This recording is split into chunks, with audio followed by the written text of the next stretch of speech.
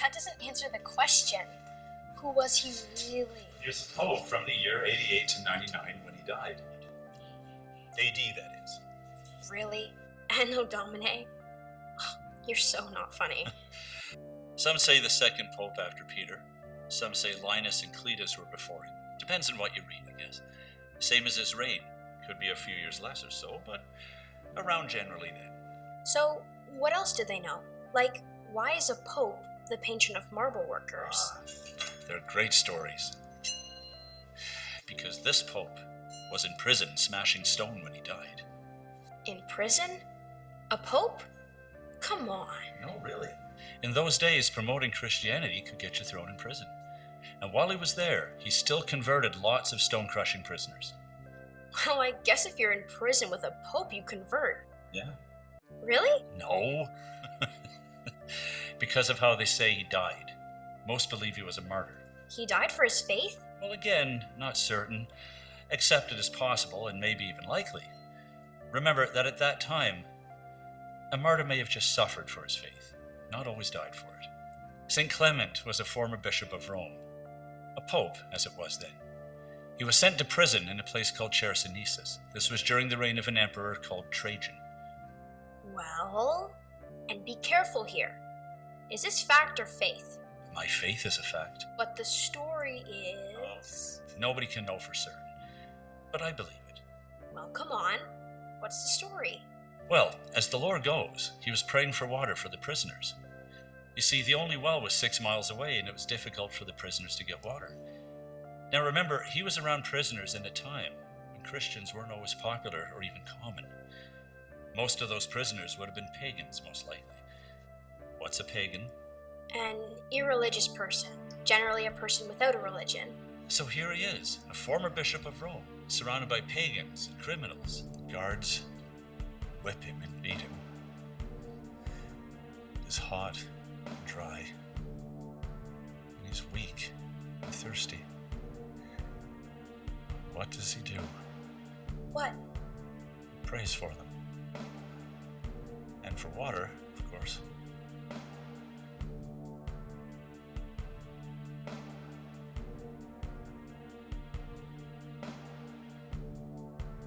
Do you hear me, God? As you said, thy will be done. But for these men with me, I pray, forgive these unbelievers, God. They do not know you. They thirst Jesus for you and for water. Help me, God.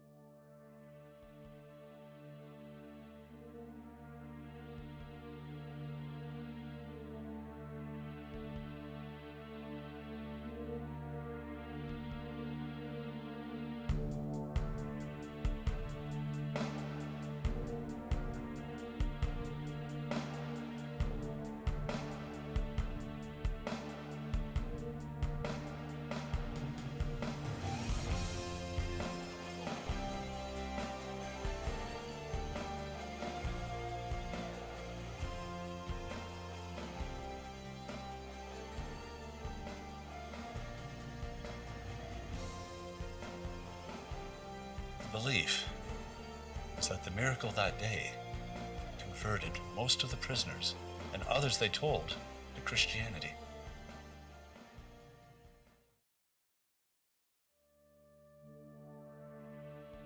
Well, what can they do? He's already in a work gang. Well, oh my. He was sent to Aphidianus, the prefect, and ordered to be thrown into the sea with an anchor around his neck. Fact or faith? No matter of death, fact. And?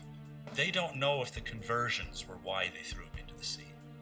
But it makes sense. Under the circumstances, I mean. That seems like why they would do it. Yes. Well, that would make him a martyr then, too. Kind of funny that that's where it all ends, in a way. You said it ends there. There's always more to your stories. Okay, what else?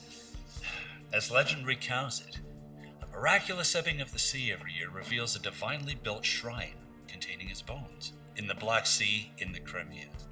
Wow. Is that true? Judy, where's the faith? Uncle Bill, come on.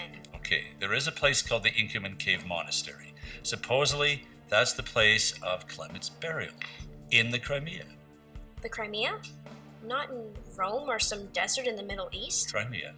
St. Cyril, it is believed, a couple years before his death, in 869, brought some artifacts to Rome from the Crimea that he believed were the bones of St. Clement and some other relics. What happened to them? They are in the St Clement Basilica in Italy.